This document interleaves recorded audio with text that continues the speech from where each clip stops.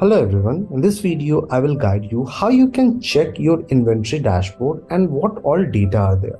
So let us go to our browse modules and go to inventory module. Now once you will come in your inventory, on your very bottom you will see there is an option of inventory dashboard. Click on this. Now this is your entire inventory dashboard. So let me brief you what exactly does this data tell. So the very first is your stock valuation. So it provides you the stock value available in your inventory as per the FIFO basis. So whatever the movement have happened as per the FIFO basis according to the current stock available along with the price, it provides you the value and count.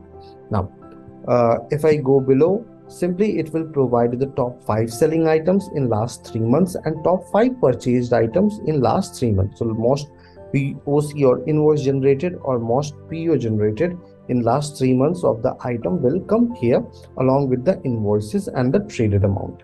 Now let us go below. After that, it gives you multiple cards, which is negative stock, low stock, reorder stock, optimum, high, excess stock.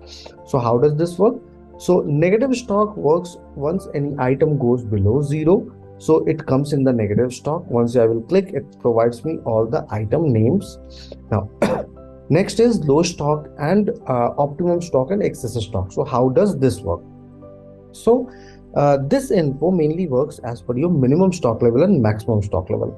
So suppose I have defined in my inventory that this is the minimum stock level. If any stock will go below that, I should be notified about it. So it comes in your inventory dashboard. Same works in the excess stock. Now going below, this is your inventory performance. So week on week, month on month, how exactly your inventory is performing, it provides you that data.